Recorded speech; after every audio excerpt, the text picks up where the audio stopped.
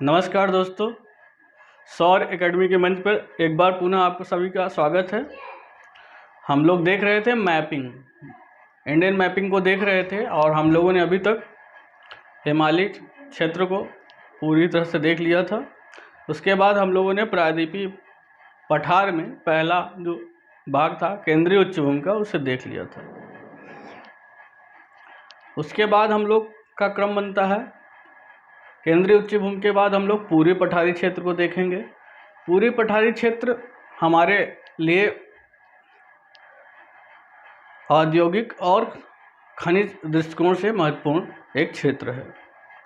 भारत के औद्योगिक क्षेत्र के जो अधिकांश खनिज और अधात्विक और धात्विक खनिज तत्व होते हैं इसी क्षेत्र से प्राप्त होते हैं।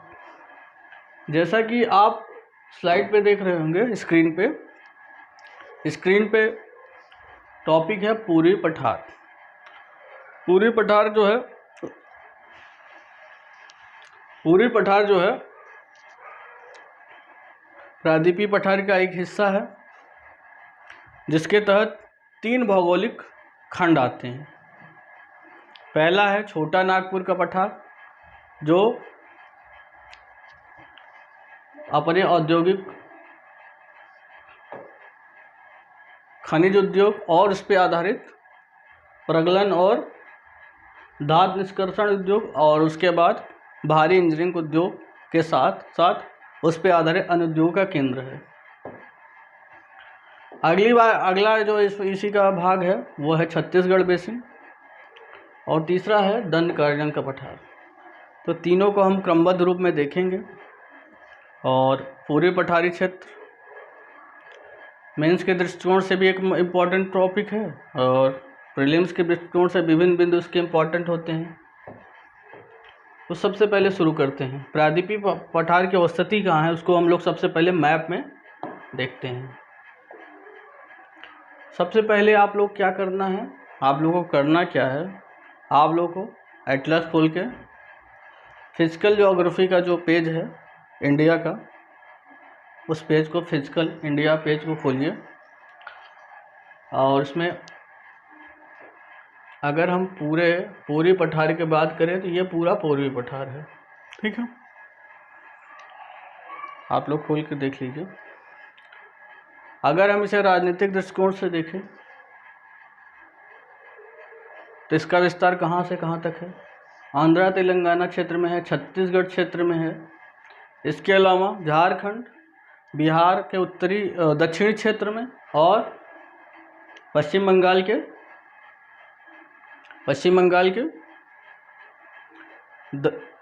उत्तर पश्चिमी क्षेत्र में अर्थात पुरुलिया जिले के पास में, और उड़ीसा के उत्तरी क्षेत्र में। अगर पूर्वी घाट का हिस्सा को जो उड़ीसा में उसको छोड़ दिया जाए तो वास्तविक स्थिति है कि ये है।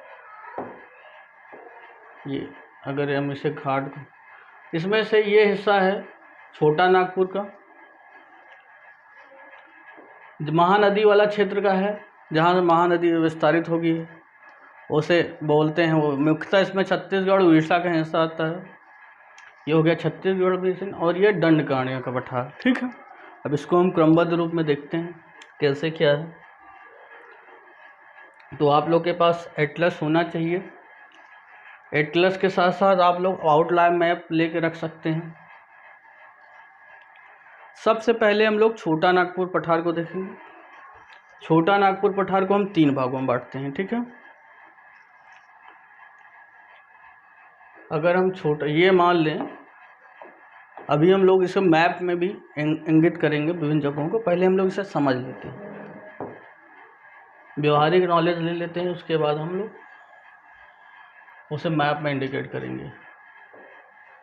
अगर ये हम पूरे पठार का छोटा नागपुर पठार क्षेत्र को आज शुरू कर रहे हैं। ठीक है, ठीक, इसे छोटा नागपुर के 3 हिस्से हैं। कौन कौन से हिस्से हैं? छोटा नागपुर का पहला हिस्सा है हजारीबाग का पठार। हजारीबाग पठार के दक्षिण में है रांची का पठार। इसके पूरब में अर्थात पूरब और उत्तर में ये है राजमहल पर्वतीय क्षेत्र। इनको इंडिकेट कर देते हैं, इसको इंडिकेट करिए आप लोग। छोटा नागपुर टॉपिक है ये, छोटा नागपुर का पठार, छोटा नागपुर का पठार। ये एक बार ध्यान रखना है, जो राजनीतिक महाराष्ट्र का एक, जहाँ पर महाराष्ट्र उच्च न्यायालय खंडपीठ है नागपुर, उस नागपुर से इसका कोई लेना देना नहीं। एक भौगोलिक क्षेत्र है छोटा नागपुर का पठार, जिसका विस्तार झारखंड, छत्तीसगढ़, उड़ीसा और दक्षिणी बिहार और पश्चिमी झारखंड में है। राजमहल पर्वतीय क्षेत्र से बोलते हैं, ठीक है। इस क्षेत्र को बोलते हैं रांची का पठार, रांची का पठार। क्या बोलते हैं? रांची का पठार। उसे हजारीबाग का पठार कहते हैं। छोटा नागपुर का अधिकांश विस्तार मुख्यतः झारखंड में है और उसके अलावा अन्य पड़ोसी राज्यों में भी है, ठीक है। हजारीबाग का एक स्टेटमेंट के रूप में यह आ सकता है कि छोटा नागपुर में यह हिस्सा है या नहीं है। जैसे कभी पूछ लिया जाए हजारीबाग छोटा नागपुर का हिस्सा है, तो स्टेटमेंट सही हो जाएगा। का पठार, ठीक है। ये तो हो गया डिवाइडेशन, ठीक है। ये डिवाइडेशन आपको याद होना चाहिए, ठीक है। उसके बाद हम क्रमशः इन क्षेत्रों के बाद में बात करेंगे, तो क्रम भी याद होना चाहिए। सबसे उत्तर पश्चिम में क्या है? उत्तर पश्चिम हजारीबाग का पठार, और उत्तर पूर्व में राजमहल पर्वतीय छोड़, और दक्षिण में रांची का पठार, ठीक है। छोटा नागपुर का विस्तार कहाँ कहाँ है, ये क्वेश्चन आता है। तो मुख्यतः विस्तार यहाँ इसका कहाँ पे है? झारखंड, जैसे पहले ही बताया गया। इसके बाद पश्चिम बंगाल के पुरुलिया जिला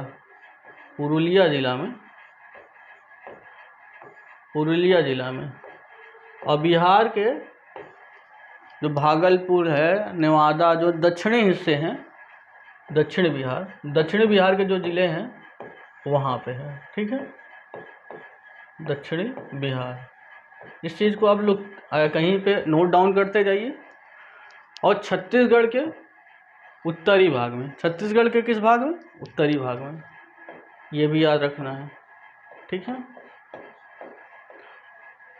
सॉरी, उड़ीसा के उत्तरी भाग में होगा। छत्तीसगढ़ के किस भाग में होगा? अगर आप लोग देख रहे होंगे तो ये पूर्वी भाग में होगा। इसे आप लोग पूर्वी भाग लिख लीजिए छत्तीसगढ़ में। ये पूर्वी भाग है, ये इसे काट के पूर्वी भाग लिख लीजिए आप लोग, पूर्वी। और उड़ीसा के उत्तरी भाग में है। तो विस्तार के दृष्टिकोण से आपका छोटा नागपुर का कहाँ पे तक है?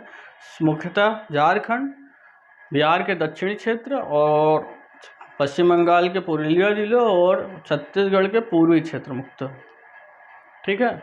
और उड़ीसा के कहाँ पे है? उड़ीसा के उत्तरी क्षेत्र में है, ठीक है। और जो छोटा नागपुर है, यहाँ पर धारवाड़, कुडप्पा और गोंडवाना संरचना, जो भूगर्भिक चट्टानें हैं, उनका यहाँ पर क्या है? विस्तार है। जिस कारण यहाँ पर धात्विक अधात्विक खनिज प्रचुर मात्रा में। अगर खनिजों की जो मुख्यतः 4 पेटियाँ है, उसमें सबसे मुख्य पेटी जो है ये इसी छोटा नागपुर क्षेत्र में अवस्थित है, ठीक है। इसलिए यहाँ पर धात्विक अधात्विक, यहाँ पर धारवाड़ संरचना है। इसके अलावा चूना पत्थर से संबंधित जो होते हैं अधात्विक खनिज, वो मिलेगा कुडप्पा संरचना कारण। इसके साथ साथ यहाँ पर गोंडवाना संरचना का विकास है। गोंडवाना शैल क्रमिक किसके लिए जानी जाती? कोयले के लिए। इसलिए यहाँ से बहने वाली एक नदी है, कौन सी? दामोदर जो है छोटा नागपुर की सबसे बड़ी नदी है, ठीक है। दामोदर किसकी सहायक नदी है? हुगली की, ठीक है।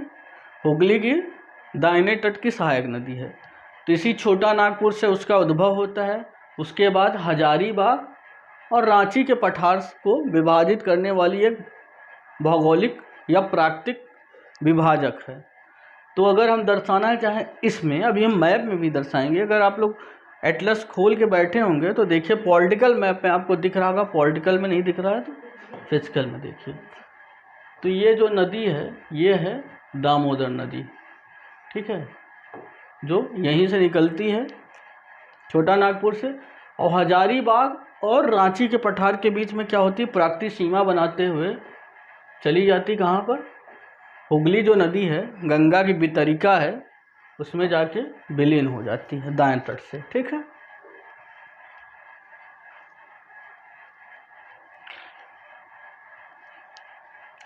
अब ये कुछ बात और करते हैं।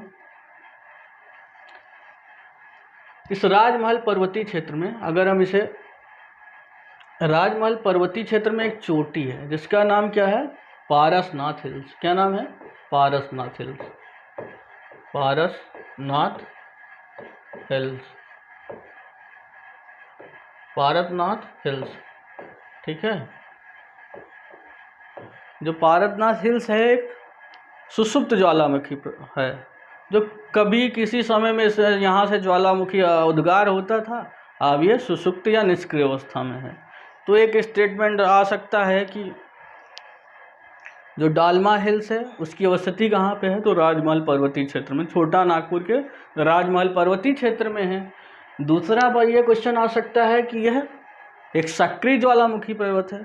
अगर सक्रिय ज्वालामुखी पर्वत के रूप में स्टेटमेंट आएगा तो गलत हो जाएगा स्टेटमेंट। क्यों गलत हो जाए, क्योंकि यह सुषुप्त या निष्क्रिय ज्वालामुखी पर्वत है और छोटा नागपुर की दूसरी सबसे ऊंची चोटी है। दूसरी, पहली कौन सी है, पहली है हजारीबाग के पठारी क्षेत्र में है, ठीक है, उसका नाम क्या है, पारसनाथ हिल्स। क्या नाम है, पारसनाथ हिल्स, ठीक है, पारसनाथ हिल्स। ये छोटा नागपुर की सबसे ऊंची चोटी है, ठीक है, ये आपको बात को रखना है, ठीक है। अच्छा, अब आगे हम लोग बढ़ते हैं इसी क्रम में। रांची के पठार में एक नदी निकलती है जिसे स्वर्ण रेखा या सुवर्ण रेखा बोलते हैं। हिंदी पट्टी के लोग इसे स्वर्ण रेखा और पश्चिम बंगाल या उस संस्कृति के लोग जहाँ पर थोड़ा सा अलग ढंग से बोला तो उसे स्वर्ण रेखा नदी बोलते हैं। और यह रांची के पठार से बहने वाली एक महत्वपूर्ण नदी है। इस नदी की विशेषता यह है, यह स्वतंत्र रूप से बंगाल खाड़ी में इसका क्या होता है, निकास होता है, किसी के सहायक नदी नहीं है, ये याद रखना है। और इसका निकास कहाँ होता है, बंगाल की खाड़ी में, ये भी ध्यान रखना है, क्योंकि नदियों के निकास से संबंधित, उद्भव से संबंधित रांची के पठार से इसका उद्भव होता है और रांची के पठार की महत्वपूर्ण नदी है। और सबसे पहले झारखंड में रांची के पठार से झारखंड से निकलती है, उसके बाद उड़ीसा और पश्चिम बंगाल सीमा से होते हुए बंगाल की खाड़ी में इसका निकास हो जाता है, ठीक है। तो यह उड़ीसा और पश्चिम बंगाल के बीच क्या होती है, प्राकृतिक सीमा रेखा बनाती है, ठीक है। रांची के समीप इस पे एक जलप्रपात है, हुंडरू जलप्रपात। हुंडरू जलप्रपात से कई बार क्वेश्चन आए हैं। तो पहली बार हुंडरू जलप्रपात के बारे में यह याद रखना है किस नदी पे है, तो नदी का नाम है, नदी क्या नाम है, स्वर्ण रेखा नदी। इस नदी को आप लोग देखिए अपने एटलस में और इंडिकेट करिए, ठीक है। ये स्वर्ण रेखा नदी पे है हुंडरू जलप्रपात। और ये जलप्रपात जो है निक पॉइंट जलप्रपात का उदाहरण है। जब हम लोग विभिन्न प्रकार की स्थलाकृति पढ़ेंगे तो जल के द्वारा बनाई गई विभिन्न स्थलाकृतियों के बारे में बात करेंगे। उसमें से एक स्थलाकृति होता है जलप्रपात, उसी का एक अवशिष्ट रूप होता है क्षिप्रिकाएँ। तो क्षिप्रिकाओं और जलप्रपात के देखते समय उनके प्रकार को देखेंगे तो ये है निक पॉइंट, ये याद रखना है कभी या पूछ ले स्टेटमेंट के रूप में, निक पॉइंट जलप्रपात है, ठीक है। तो ये आप लोग को याद होना चाहिए, ठीक है। इसका ये स्टेटमेंट ये याद रखना है, स्वर्ण रेखा। इस नदी की एक मुख्य विशेषता है, इसका नदी का नाम स्वर्ण रेखा क्यों पड़ा। स्वर्ण रेखा इसलिए क्योंकि उसके जो बालू होती है, जो रेत होते हैं, उसमें क्या होता है, बहाव के क्रम में कुछ ऐसे चट्टानों से होकर गुजरती हैं जहाँ स्वर्ण के खदान है, लेकिन ये नहीं आज तक पता चल पाया है कहाँ है। और बहुत महीन कण के रूप में मिलते हैं, इस नदी में सोने के महीन कण मिलते हैं, इसलिए इसका नाम स्वर्ण रेखा है। और दामोदर नदी की बात कर रहे थे। दामोदर छोटा नागपुर पठार की सबसे बड़ी नदी है, ठीक है, सबसे बड़ी नदी और सबसे मुख्य नदी है। और ये नदी जहाँ से बहती है, तो आप लोगों को पहले बता दिया गया कि यह हजारीबाग और रांची के पठार के मध्य प्राकृतिक सीमा बनाते हुए हुगली नदी से जाके मिल देती है। इस नदी बेसिन में कोयले के सर्वाधिक निक्षेप हैं, ठीक है, कोयले, क्योंकि यहाँ पर इस नदी बेसिन में कोयला के जो शैलक्रम होता है, जैसे गोंडवाना शैलक्रम, उसमें जो कोयला के सबसे ज़्यादा प्राप्ति का साधन होता है, तो गोंडवाना शैलक्रम से वाले चट्टानी क्षेत्र से गुजरती है। इसलिए दामोदर नदी को भारत की रूर नदी भी बोला जाता है, रूर क्षेत्र, इस पूरे क्षेत्र को, ठीक है, Ruhr of the India. Ruhr क्षेत्र जर्मनी से है। जब हम यूरोप के मैपिंग करेंगे तो रूर नदी क्षेत्र के बारे में बात करेंगे। तो ये एक स्टेटमेंट अगर आए कि भारत के किस नदी बेसिन को भारत का रूर बोला जाता है, तो ये क्या नाम है, दामोदर नदी है, ठीक है, दामोदर नदी, ठीक है, इसे नदी बना लीजिए। यहाँ पर एक पॉइंट छूट गया है। और यह हुगली की सहायक नदी है।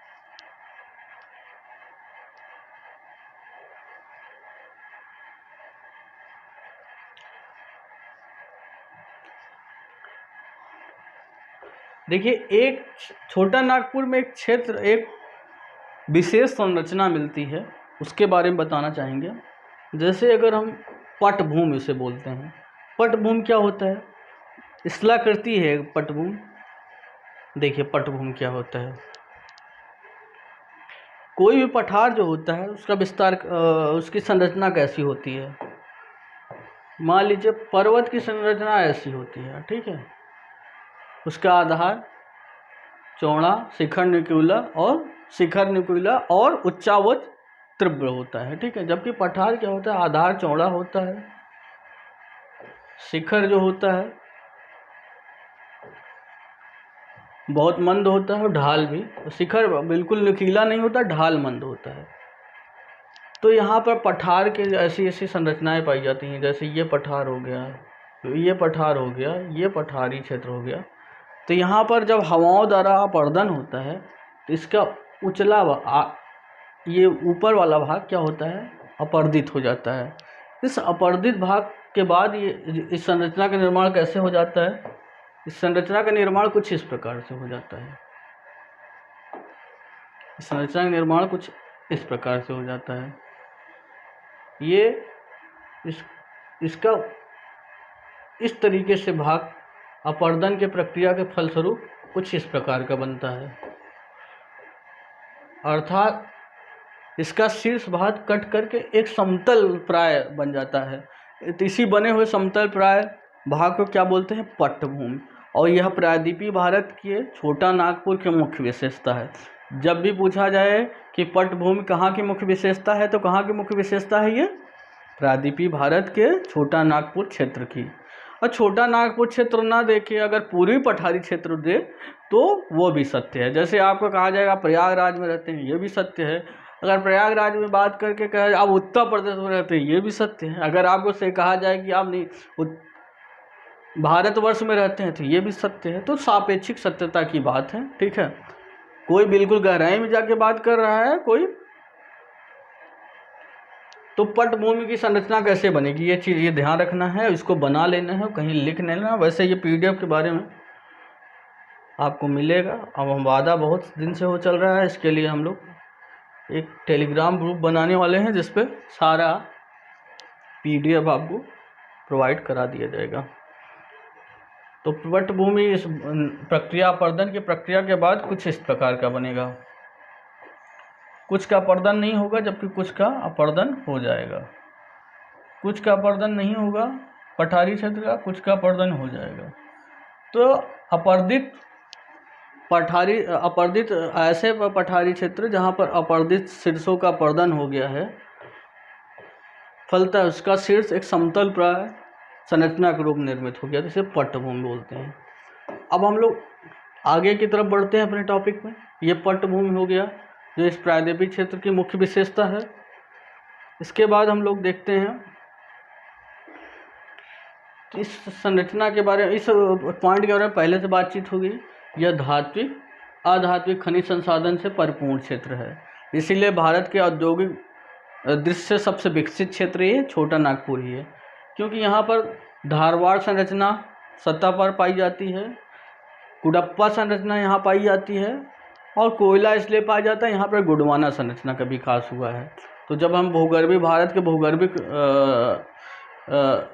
विभाजन और उसके विकास क्रम के बारे में बात करेंगे तो आर्कियन, धारवाड़, कुडप्पा, विंध्यन, उसके बाद बसाठ, इन सब की प्रक्रिया कैसे हुई, उसके बाद हिमालयी क्षेत्रों की प्रक्रिया का निर्माण किया, किस भौगोलिक समयावधि में हुआ, ये सब हम लोग देखेंगे। हालांकि वो अभी पीटी के दृष्टिकोण से नहीं महत्वपूर्ण है, इसलिए हम लोग अभी नहीं देख रहे हैं। तो यहाँ पर खनिज संसाधन की उपलब्धता के कारण ही यहाँ खनिज संसाधन उद्योगों पर आधारित उद्योग का विकास हुआ है।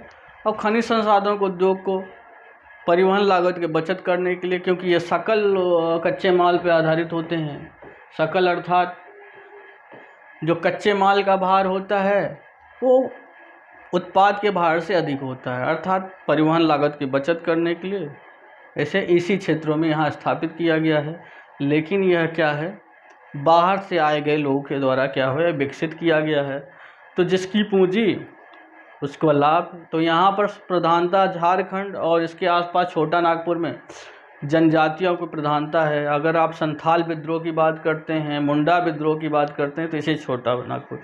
तो यह छोटा नागपुर जो क्षेत्र जनजाति प्रधान क्षेत्र है, लेकिन उनकी भूमि पर अवस्थित संसाधनों के खनन में जो उद्यमी आए हैं उसका लाभ उठाएं, लेकिन उस लाभ को सरकार के प्रक्रियाओं के द्वारा क्या हुआ, उन तक विस्तारित नहीं किया गया या उन तक उस ढंग से पहुंचाया नहीं गया है जिससे वो विकास प्रक्रिया से जुड़ सके।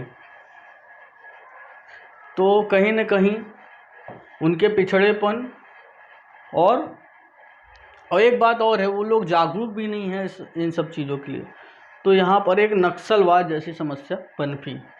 तो नक्सलवाद जब हम पढ़ते हैं इंटरनल सिक्योरिटी में, तो सबसे पहले ये ध्यान रखते हैं कि मूल समस्या का जड़ है। तो समस्या का जड़ यहाँ से है, तो ये आपको इंटर को रिलेट करना आना चाहिए ऐसे, ठीक है, कि आप लोग पढ़ने से ज़्यादा समझे और चिंतन प्रक्रिया में रहें और प्रीवियस ईयर क्वेश्चन पेपर को देखते रहें कैसे आ रहा है। अभी तो प्रीलिम्स से फोकस करिए, लेकिन प्रीलिम्स के एकाकी प्रक्रिया बेवकूफ़ी है, ठीक है।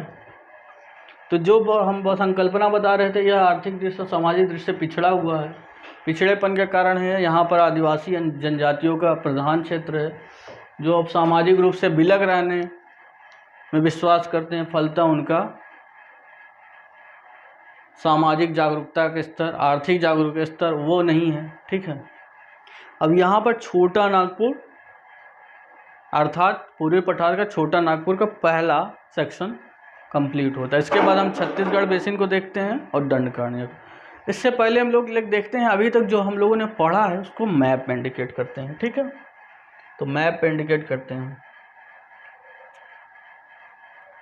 देखिए सबसे पहले विस्तार कहाँ है छोटा नागपुर का, देखिए विस्तार क्या है। अगर आप लोग ये मैप दिख रहा है तो ठीक है, नहीं भी दिख रहा है ना तो आप लोग कोशिश करिए।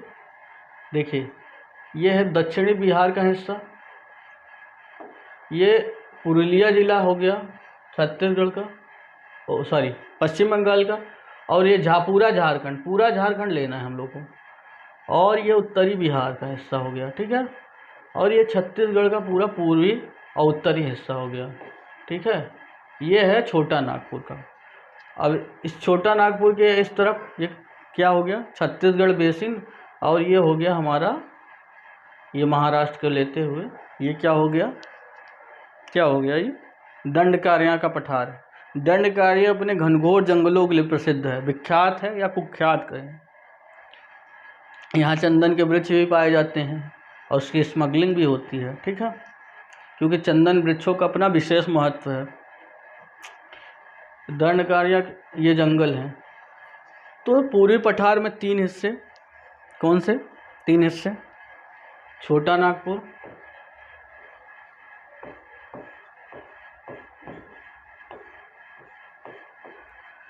छोटा नागपुर का पठार,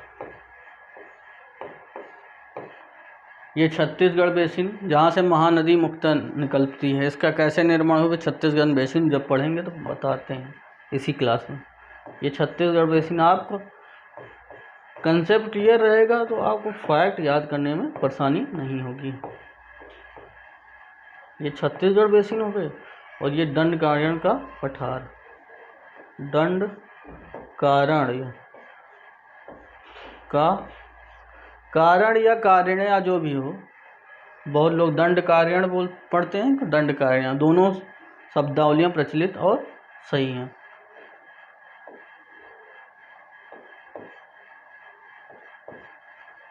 ये 3 विभाजन हो गया पूर्वी पठार का। ये किसके विभाजन है? पूर्वी पठारी क्षेत्र का। ठीक है, अब इसमें हम लोगों ने छत्तीसगढ़ पढ़ा था, और छत्तीसगढ़ कह रहे हैं, वो छोटा नागपुर पठारी क्षेत्र का पढ़ा था। तो सबसे पहले हम छोटा नागपुर के बारे में देख लेते हैं। तो आप फिजिकल मैप खोलिए, अब देखते हैं, अपना एटलस खोल के अपने सामने रखिए। तो ये हो गया हम लोग का, ये हो गया हमारे लोग का छत्तीसगढ़ बेसिन, ये हो गया हजारीबाग का पठार। ठीक है, ये हो गया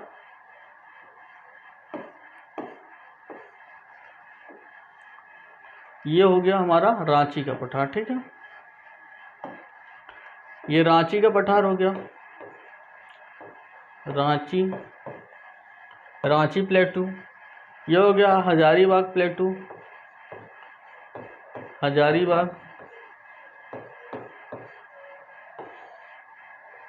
और ये हो गया, सॉरी ये रांची का ना होके ये है राजमहल पर्वतीय क्षेत्र, सॉरी राजमहल पर्वतीय क्षेत्र। ये 3 विभाजन आप लोग को देख लेना है अपने मैप में, एटलस में, उसको इंडिकेट करना है। ये रांची का पठार हो गया। अब रांची के पठार में हम लोगों ने क्या देखा था? और हजारीबाग में स्थित एक चोटी है जिसका नाम है पारसनाथ हिल्स। पारसनाथ हिल्स जो है छोटा नागपुर की सबसे ऊंची चोटी है। ठीक है, याद रखना है, छोटा नागपुर की सबसे ऊंची चोटी है। और एक और हिल्स था जिसका नाम क्या था? डालमा हिल्स। वो कहाँ पे है? राजमहल पर्वतीय क्षेत्र में। वो क्या है? एक सक्रिय ज्वालामुखी पर्वत है। क्या है? सक्रिय ज्वालामुखी पर्वत है। ठीक है, तो यहाँ पर अगर हम कलर चेंज करके देखें तो हम देखेंगे 2। एक तो ये हो गया पारसनाथ हिल्स, जिसकी ऊंचाई क्या है? 1316 मीटर, 1316 मीटर है। ठीक है, छोटा नागपुर की सबसे ऊंची चोटी। हजारीबाग में एक पर्वतीय क्षेत्र है जिसे डालमा हिल्स बोलते हैं। ठीक है, डालमा, और डालमा हिल्स जो है एक क्या है? निष्क्रिय ज्वालामुखी पर्वत है। निष्क्रिय, याद रखना है, निष्क्रिय है। भारत के एकमात्र सक्रिय, जो हम लोग पहली क्लास लिए थे, introduction of the Indian physical geography and political geography, उसमें से जब हम द्वीपीय क्षेत्र देख रहे थे तो उसमें हम लोगों ने बताया था, उसका क्या नाम था आप लोगों को कमेंट करके बताना है। निष्क्रिय ज्वालामुखी पर्वत चोटी है। ठीक है, ये 2 बिंदु हो गए। और रांची के पठार में एक नदी निकलती है जिसे स्वर्ण रेखा नदी बोलते हैं, उसको इंडिकेट करिए। स्वर्ण रेखा नदी पे एक बड़ा सा जलप्रपात है, हुंडरू जलप्रपात। हुंडरू जलप्रपात को इंडिकेट करिए। यहाँ के एक मुख्य नदी के वो देखे थे जो हजारीबाग के पठार को रांची के पठार से अलग करती है, उस नदी का नाम था दामोदर, जो छोटा नागपुर की मुख्य नदी है और सबसे बड़ी नदी है। और इसे भारत का रूर ऑफ द इंडिया आते हैं। यहाँ सबसे ज़्यादा कोयले, लगभग यहाँ पर 70% जो भारत का कोयला होता है इसी दामोदर नदी बेसिन में उत्पन्न होता है। इसलिए कोयले के भंडार की दृष्टि से छोटा नागपुर बहुत अति महत्वपूर्ण क्षेत्र है। ठीक है, और यह किसकी सहायक नदी होती है? हुगली की सहायक नदी होती है। अब स्वर्ण निकास स्वतंत्र निकास होता है, इसमें स्वर्ण के रेत के बजरी के रूप में स्वर्ण पाया जाता है, इसलिए स्वर्ण रेखा नाम है। तो ये मुख्य बातें थी, ठीक है। और दूसरी बात है यहाँ पर खनन उद्योग है, खनन पर आधारित शोधन उद्योग है, प्रगलन केंद्र विभिन्न प्रकार के लौह इस्पात प्रगलन केंद्र स्थापित, एल्युमिनियम प्रगलन और शोधन केंद्र स्थापित हुए। उसके बाद भारी इंजीनियरिंग उद्योग, उसके बाद छोटे इंजीनियरिंग उद्योग। जब हम औद्योगिक क्षेत्र पढ़ेंगे तो उसको देखेंगे। तो ये हमारी श्रृंखला बहुत लंबी चलने वाली है, क्योंकि ज्योग्राफी एक बहुत लंबा सब्जेक्ट है। अभी हम लोग मैप के दृष्टिकोण से और पीटी के फोकस कर रहे हैं, ठीक है।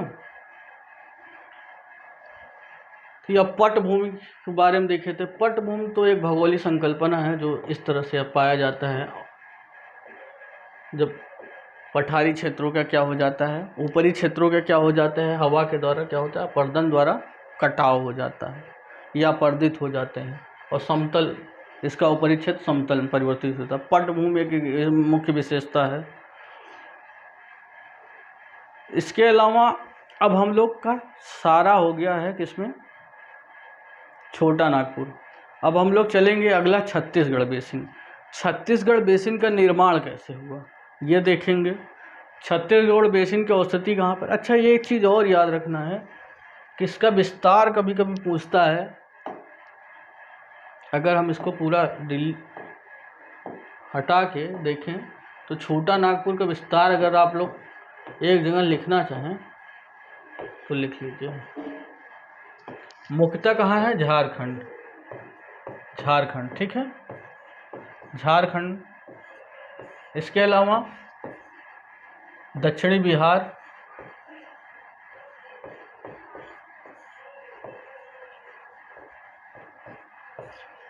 पश्चिम बंगाल के पुरुलिया जिले में,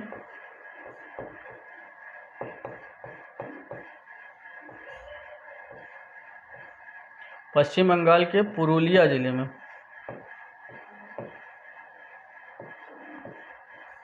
पुरुलिया जिले में, उड़ीसा के उत्तरी क्षेत्र में,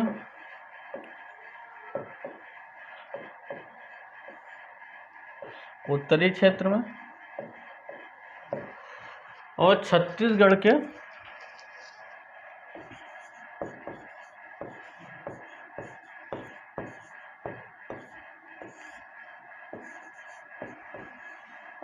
उत्तर व पूर्वी क्षेत्र में, ठीक है। तो ये है पूर्वी पठार का क्या है, राजनीतिक विस्तार। आप लोग समझिए। तो ये हो गया क्या है, राजनीतिक विस्तार, ठीक है। तो हम लोग अब छत्तीसगढ़ बेसिन तरफ चलेंगे, उसको क्रमबद्ध रूप में देखेंगे। और छत्तीसगढ़ बेसिन के बाद हम लोग देखेंगे दंडकारियाँ का पठार। पहले हम लोग उसको समझते हैं अच्छे से, और आप लोग एटलस खोल के सब कुछ देखते रहिए, नोट डाउन करते रहिए जो भी मुख्य बिंदु आपको बताए जाते हैं, ठीक है। क्योंकि अगर आप बार बार जब तक कोई चीज़ रिवाइज नहीं करेंगे तो आपको कुछ याद नहीं रहेगा। और रिवीजन इज की ऑफ सक्सेस। अगर सतत अभ्यास नहीं करेंगे तो हमारे यहाँ एक कहावत है, एक लोकोक्ति, करत करत अभ्यास से जड़मत हो सुजान, रसरी आवत जात से सिल पर पड़त निशान। अगर आप बहुत बौद्धिक दृष्टि से उच्च प्रज्ञ छात्र हैं, विद्यार्थी हैं, लेकिन अगर आप अभ्यास नहीं करते हैं तो आप सफलता का जो संकल्प लेके चल रहे हैं उसे प्राप्त नहीं, वही खरगोश की तरह होंगे। आप जल्दी से दौड़ेंगे, उसके बाद फिर सो जाएंगे। अगर कोई औसत दर्जे का भी व्यक्ति है, अगर वो सतत रूप से परजिवरेंस, जैसे लगन बोलते हैं एथिक्स की भाषा में, परजिवरेंस अगर उसको फॉलो करता है अपने डेली रूटीन में, वो प्रक्रिया को सहजता से फॉलो करता है, तो 100% सुनिश्चित है कि वो सफल होगा। छत्तीसगढ़ बेसिन का जो निर्माण हुआ है भू संचलन के द्वारा निर्माण हुआ है, ठीक है। ये भू संचलन के द्वारा एक निर्मित संरचनात्मक बेसिन है जिसका विस्तार छत्तीसगढ़ और उड़ीसा में है। तो विस्तार के बारे में याद होना चाहिए, कहाँ पे है, छत्तीसगढ़ अर्थात भूपेश बघेल वहाँ के मुख्यमंत्री हैं उनके राज्य में अर्थात, और नवीन पटनायक है मुख्यमंत्री उड़ीसा के उनके राज्य में। ठीक है, याद रखना चाहिए। इसी छत्तीसगढ़ बेसिन में गोंडवाना संरचना के क्या हुआ है, देखिए जब बेसिन बन गया तो लाखों वर्षों तक ये बेसिन के रूप में रहा भौगोलिक। देखिए भौगोलिक जो घटनाक्रम होते हैं 1-2 वर्ष नहीं होते, वो करोड़ों अरबों वर्षों के होते हैं। इन्हीं करोड़ों अरबों वर्षों पश्चात धीरे धीरे क्या है, नदियों द्वारा वहाँ पर ढेर सारे कार्बनिक मलबे इकट्ठे, या पेड़ पौधे या जंतुओं का क्या हो गया संग्रहण नीचे की परतों में। जब वही फिर गाद के ऊपर नदियों द्वारा लाए गए, गादों के नीचे दब गए और वहाँ पर भारी दाब और ताप के कारण उनका क्या हुआ, विघटन वियोजन हुआ। तो भारी ताप दाह सह के कारण उसमें कोयला के रूप में वो परिवर्तित हो गए। तो गोंडवाना संरचना यहाँ पाई जाती है। तो छत्तीसगढ़ बेसिन दामोदर नदी के साथ एक छत्तीसगढ़ में जो महानदी है वो भी कोयला के लिए महत्वपूर्ण है। ठीक है, तो सबसे ज़्यादा कोयला तो दामोदर में ही पाया जाता है, इसीलिए रूर ऑफ द इंडिया बोला जाता है। तो यह बेसिन कोयला भंडार के दृष्टि से भारत का महत्वपूर्ण क्षेत्र है, याद रखना है। और यह बेसिन जो है कृषि के दृष्टि से महत्वपूर्ण है, साथ में यहाँ सर्वाधिक जनसंख्या पाई जाती है। देखिए पहले कृषि प्राथमिक उद्यम था और जहाँ पर कृषि के अनुकूल स्थितियाँ थी वहाँ से जनसंख्या का सर्वाधिक बसाव होता था। तो छत्तीसगढ़ बेसिन जो है महानदी द्वारा लाए गए अवसादों से उसके बेसिन में उपजाऊ मृदा का विकास हुआ। उपजाऊ जलोढ़ मृदा स्थित है, इसलिए यहाँ पर सर्वाधिक जनघनत्व है और यहाँ पर चावल की खेती मुख्यतः से प्रधान रूप से किया जाता है। ठीक है, तो यह कृषि के दृष्टि से विकसित क्षेत्र, लेकिन जनसंख्या के दृष्टि से अत्यधिक क्या है, सघन घनत्व वाला है। तो फलतः यहाँ प्रति व्यक्ति जो है कृषि में लगे हुए लोगों की जनसंख्या अधिक है, इसलिए यहाँ पर साथ साथ छत्तीसगढ़ में भी जनजाति लोग पढ़ते हैं। जंगल यहाँ पर जानते हैं, यहाँ पर जगदलपुर जैसे जंगल हैं, तो यहाँ पर क्या है इतनी ज़्यादा संघनता है, डेंस फॉरेस्ट हैं, तो वहाँ पर जनजातियाँ पहले से निवास करती थी। इसके अलावा यहाँ पर नक्सलियों का गढ़ बन गया है।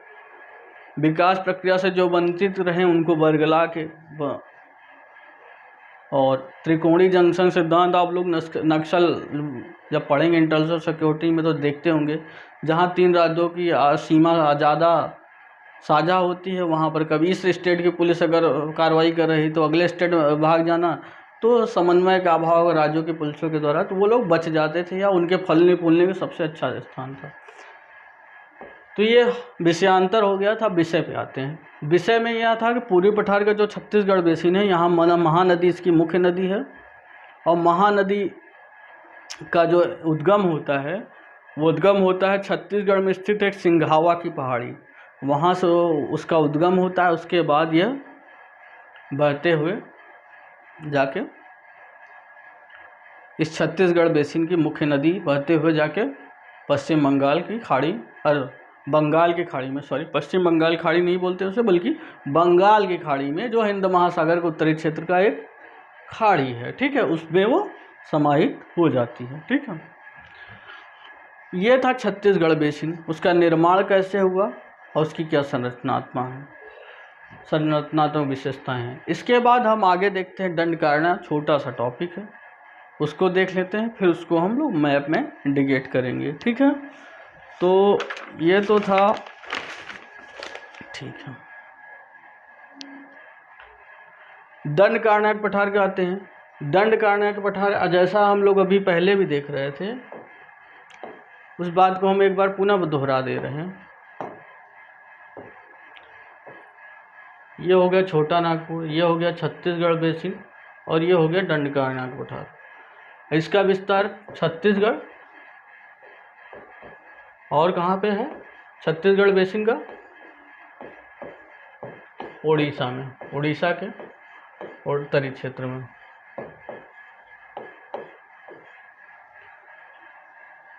इसके और दक्षिण में यह है दंडकारण्य का पठार। ये आपको इधर उत्तर है, उत्तर से दक्षिण क्रम में, या इसे उत्तर पूर्व बोल सकते हैं। उत्तर पूर्व में देखेंगे, अगर आप लोग एटलस खोल के देखे होंगे तो अवस्थिति दिख रही होगी।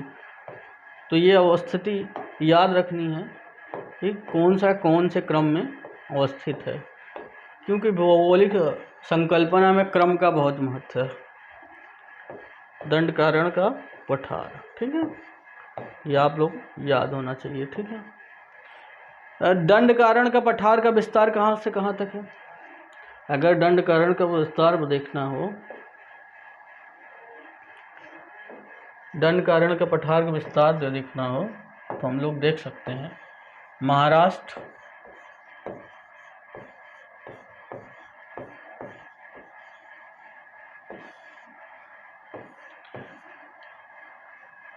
तेलंगाना व आंध्रा क्षेत्र, ठीक है, तेलंगाना प्लस आंध्रा क्षेत्र है। आंध्रा का बहुत नगण्य पार्ट है, याद रखना है। तेलंगाना मुख्यतः है, ठीक है। उसके अलावा है छत्तीसगढ़,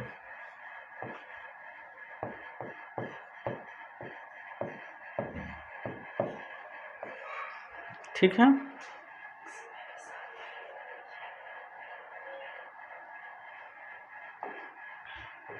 अगर आप लोगों को नहीं दिख रहा है तो उसको हम कलर चेंज कर देते हैं। ये महाराष्ट्र है, महाराष्ट्र, ये तेलंगाना प्लस तेलंगाना मुक्त है प्लस आंध्र प्रदेश में, ठीक है, नगण्य मात्रा में इसका विस्तार है। और छत्तीसगढ़, ये छत्तीसगढ़ है, चावल बाबा के क्षेत्र। छत्तीसगढ़ में अत्यधिक चावल उपजाने का कारण यहाँ चावल प्रधान कृषि की संकल्पना देखी जाती है। तो हम छत्तीसगढ़ बेसिन को नहीं देख रहे हैं, अभी हम दंडकारिया को पठार को देख रहे हैं। और दंडकारिया की मुख्य जो नदी है उसे इंद्रावती, इंद्रावती, अगर आप लोग पॉलिटिकल मैप में जाइए और देखिए इंद्रावती नदी, ठीक है, इंद्रावती नदी। इंद्रावती किसकी सहायक नदी है बताइए आप लोग? इंद्रावती इसकी इस क्षेत्र की मुख्य नदी है। और इंद्रावती किसकी सहायक नदी है? तो गोदावरी की सहायक नदी है, ठीक है, बाएं तट से। नदियों को भी इंटर कोरिलेट करते रहिए, जब हम लोग उर्दू पढ़ेंगे तो उसको अलग से देखेंगे, ठीक है। देखिए ये क्षेत्र जो है खनिज संसाधन के दृष्टिकोण से बहुत महत्वपूर्ण है, खनिज संसाधन के दृष्टिकोण से अति महत्वपूर्ण है।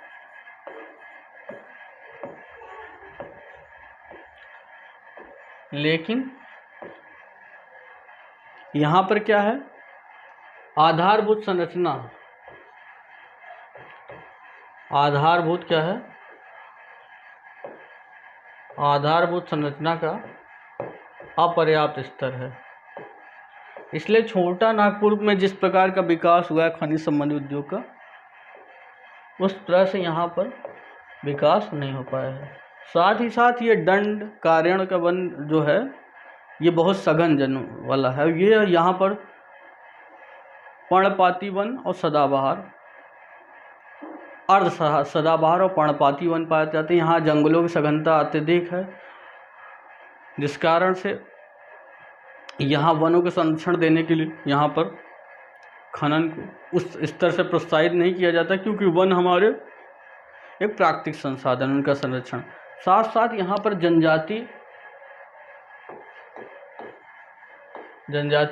विभिन्न जनजातियाँ निवास करती हैं। यहाँ पर सामाजिक आर्थिक पिछड़ापन है। क्या है? सामाजिक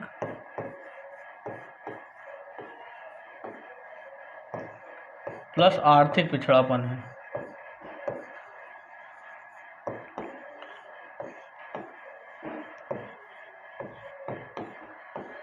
साथ साथ यह एक सूखा प्रभावित क्षेत्र है। क्या है? ये सब विशेषताएं हैं। अपना मेंस में लिखने का आ जाएगा, दंडकारण्य की विशेषता लिखिए 300 वर्ड में, तो आप तभी लिख पाएंगे जब आप अच्छे से समझे रहेंगे। सूखा प्रभावित क्षेत्र है, ठीक है। सूखा प्रभावित क्षेत्र होने के कारण यहाँ पर कृषि का विकास भी नहीं हुआ है, जैसा छत्तीसगढ़ बेसिन में हुआ है, ठीक है।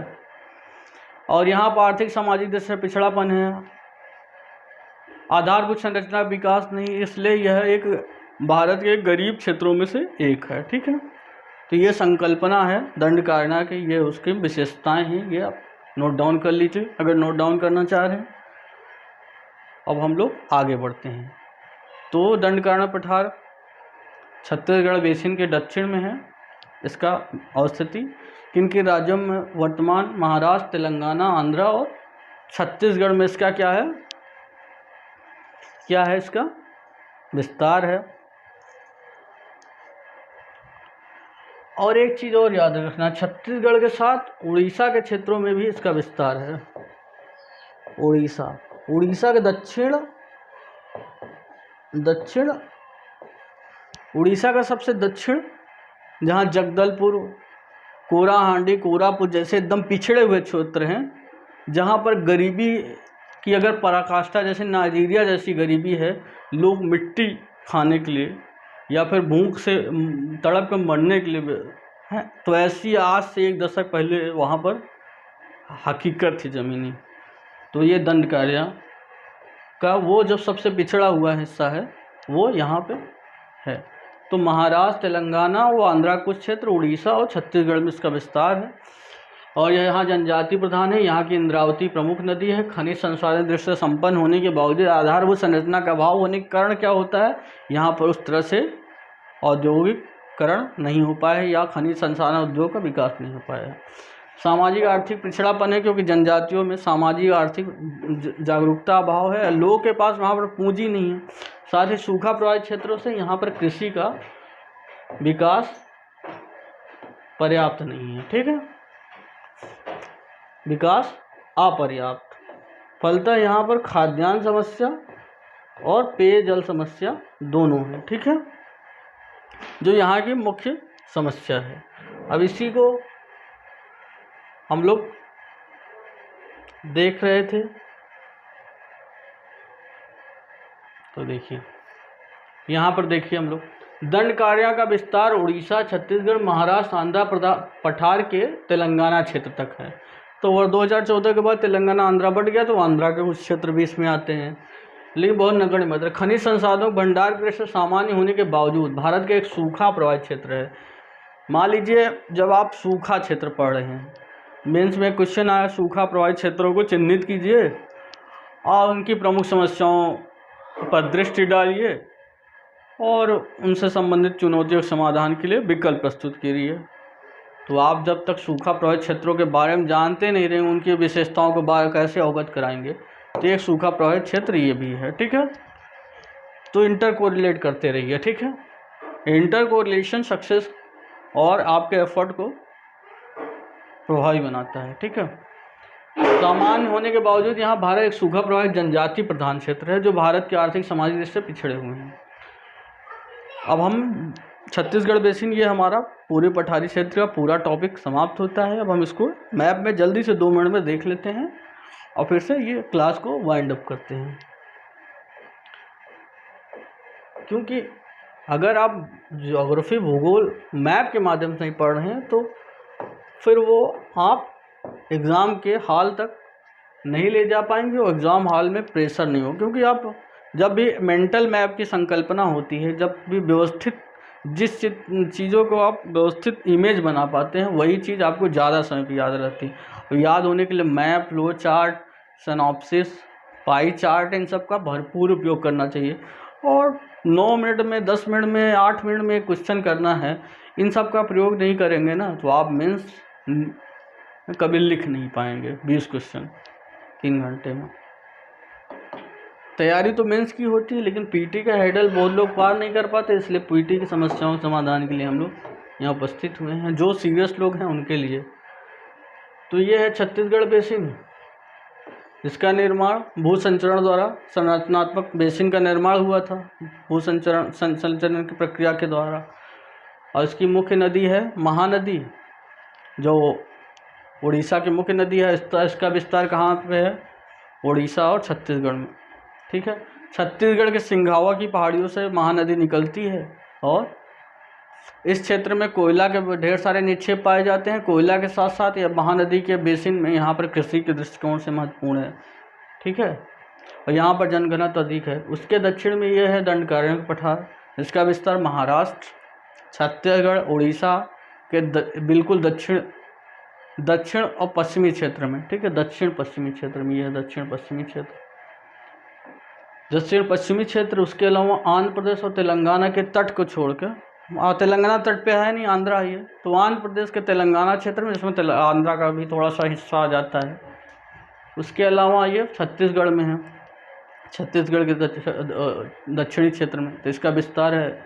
और यहाँ पर खनिज संसाधन हैं। खनिज संसाधन होने के बावजूद यहाँ पर आधारभूत संरचना का अभाव, जनजाति प्रधान क्षेत्र होने का आर्थिक सामाजिक जागरूकता अभाव है। और यहाँ पर अतिसघन वन क्षेत्र पाए जाते हैं, जहाँ पर वर्तमान में पिछड़ेपन के लाभ उठाते हुए कुछ अराजक तत्वों ने नक्सलवाद को वहाँ विस्तार किया। और तिरुपति से पशुपत तक की संकल्पना रेड कॉरिडोर के लिए, जो हमारे लिए एक बड़े शर्म की बात है कि नक्सलवाद जैसी समस्या एक गरीबी और प्रशासन की उदासीनता के कारण उभरी हुई समस्या, जिसका लाभ कुछ अलगाववादी तत्वों ने लिया और हमारे लिए एक नासूर बन गया था, हालांकि वो कंट्रोल में है। तो रेड कॉरिडोर की बात वहाँ थी। तो यहाँ पर पिछड़ापन है, जनजाति प्रधान और कृषि सूखा प्रभावित क्षेत्र है, पेयजल और कृषि संकट है। तो हम लोग प्रायद्वीपीय पठारी क्षेत्र में हम लोग उससे पहला क्लास लिया था केंद्रीय उच्च भूमि को, जिसको आप अच्छे से देखे होंगे तो ठीक है, नहीं देखें तो उसको जाकर देखिए। उसके बाद हम लोग क्लास लिए पूर्वी पठारी क्षेत्र। अब इसके बाद इसी पूर्वी पठारी क्षेत्र का एक विखंडित क्षेत्र है उत्तर पूर्वी पठारी क्षेत्र या मेघालय का पठार, उसको लेंगे। उसके बाद क्रमबद्ध रूप से हम लोग सतपुड़ा को अलग से क्लास में लेंगे, क्योंकि कुछ लोग संक्रमणकाली भौगोलिक संरचना मानते हैं, कुछ लोग उसे केंद्रीय उच्च भूमि का भाग मानते हैं। उसके बाद हम लोग देखेंगे दक्कन ट्रैप, दक्कन का पठार देखेंगे। उसके बाद हम हिमालय के नहीं बल्कि दक्षिण के पर्वतीय क्षेत्र देखेंगे। दक्षिण पर्वतीय क्षेत्र के बाद हम लोग अगली क्लास होगी सह्याद्री और पूर्वी घाट, या पूर्वी घाट और पश्चिमी घाट जिसे बोलते हैं। तो ये हमारा प्रायद्वीपीय भारत हो जाएगा। उसके बाद हम लोग अपवाद क्षेत्र देखेंगे, और अपवाद क्षेत्र के बाद हम लोग का क्रमबद्ध रूप में चलता रहेगा। अभी हम लोग जो है क्या नाम है, इकोलॉजी इन्वायरमेंट भी क्लास हम बहुत जल्दी लेने वाले हैं। अभी थोड़ा सा एग्ज़ाम मेरा चल रहा था मेंस का, उसके कारण आगे क्लास विराम था, लेकिन अब क्लासेस निरंतर रूप से होती रहेंगी। तो आप लोग 5 जून और 12 जून के हेडल के लिए खूब मन लगा के पढ़ते रहिए, और प्रीवियस ईयर क्वेश्चन पेपर को अपना हथियार रूप में उसे देखते रहिए, क्योंकि एक प्रीवियस ईयर क्वेश्चन पेपर देखते हैं तो उसके विश्लेषण के दौरान आपको 3 क्वेश्चन और तैयार होते हैं, और प्रश्न के स्वरूप और पढ़ने के क्या दृष्टिकोण होना चाहिए वो विकसित होता है। तो आज के क्लास के लिए धन्यवाद। फिर से अगली क्लास में मिलते हैं उत्तर पूर्वी पठारी क्षेत्र के साथ।